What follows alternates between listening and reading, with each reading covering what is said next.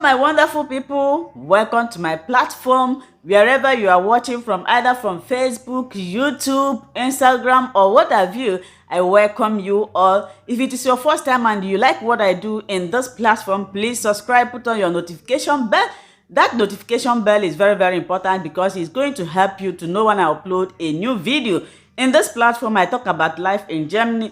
I talk about motherhood. I help women who are fighting fertility problem. I put them through and help them to calculate their ovulation so that they will conceive like every other woman. So in this video right now, I want to discuss with you signs of ovulation. But before I dive into that, we are going to look at why some women are not ovulating. Why is it that some people are not ovulating? What are the causes of this? Before I will now tell you the signs of ovulation. Number one factor that could lead for a woman not to ovulate is one, menopause.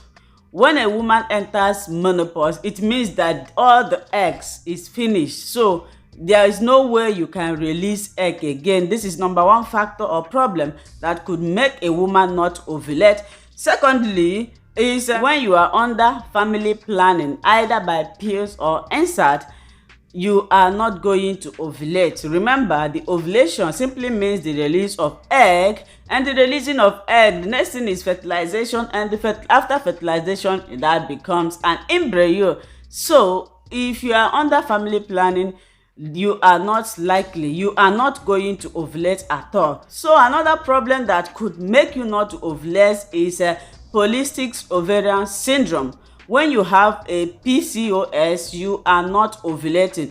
And what is this PCOS? It's a very big problem. A lot of women are suffering this, especially those of us in Africa. They do not know that they are suffering such thing, except if it were in the Western world, you are going to know through ultrasound. So PCOS have made most of the women, especially those that are not aware of it. It can be cured, but it always takes time. When you have a PCOS problem, that is polycystic ovarian syndrome, it simply means that there will be multiple eggs, fake eggs. In every month, the two ovaries supposed to be releasing egg, either from the right hand side or the left hand side. But in the issue of PCOS, you have many eggs, fake eggs there. At the end of the day, none of them is going to be released. That is PCOS. So a woman with PCOS is not ovulating. So another one is premature ovarian failure. Premature ovarian failure. When you have a premature ovarian failure problem, in most of the women, they have ovarian failure earlier before their age. So this is also a problem. It could also be fixed. Another thing that will make a woman not to ovulate is diminished ovarian reserve. In every woman, we have a reserve ovary. And when these ovaries diminish, it affects you in ovulating. The last but not the least that could make a woman not to ovulate. Remember, we want to talk about signs of ovulation, but I'm just trying to tell you the reason why most of the women are not ovulating. The last one is hormonal imbalance. Yes, this is a very big problem that most of the women are passing through. When you have any hormonal imbalance, thyroid, progesterone, estrogen, and prolactin, these are the most important hormones that are responsible for ovulation and the fertilization of eggs. So when any of your hormones is not well, it will affect your ovulation. Now let's get into this video. What are the signs of ovulation? When is it likely that I'm going to be ovulating? How would I know that I'm ovulating? How will I know when I'm going to be ovulating? This is the question most of the women ask themselves. So in this video right now, I'm going to explain to you or show you the signs that you will observe that will tell you that you are likely going to ovulate, or maybe you are ovulating. The number one is cervical mucus. When you are approaching your fertile days, your cervical mucus will increase and continue to change.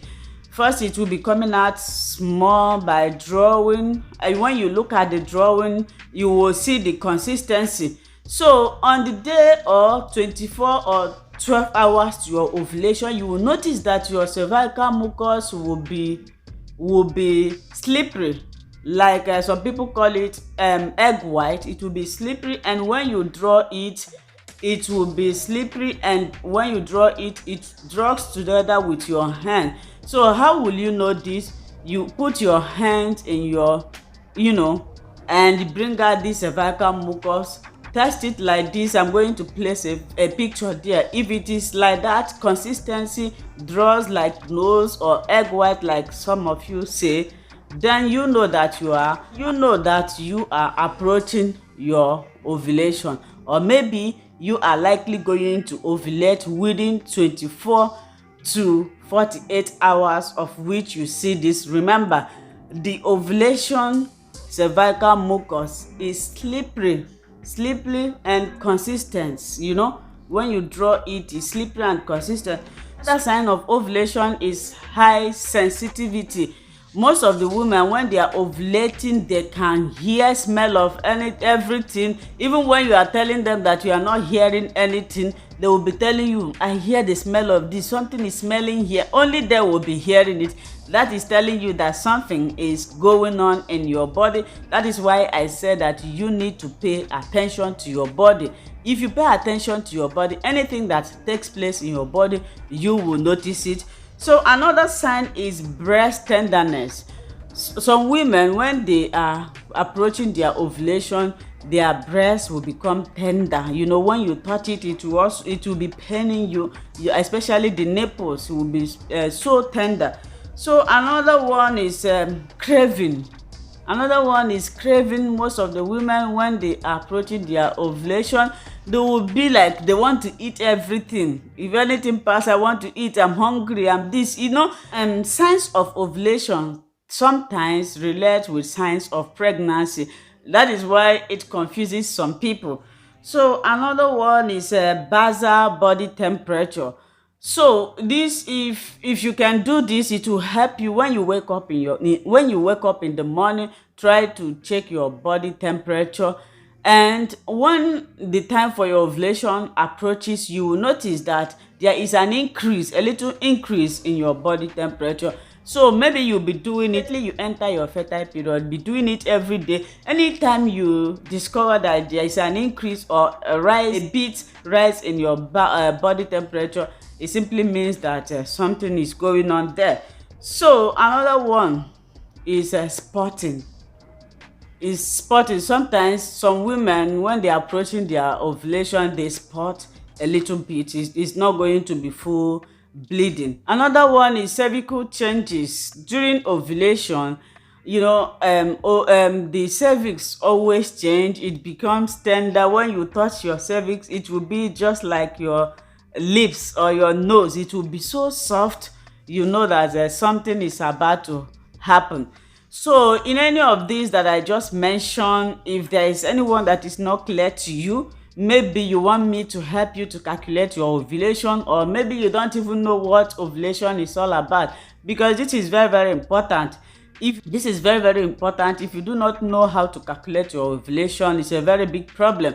Sometimes you may not even have problem. The problem you have is because you don't know how to calculate your ovulation. Because I have helped a lot of people, and I found that the problem we African women have is that we don't even know what ovulation is.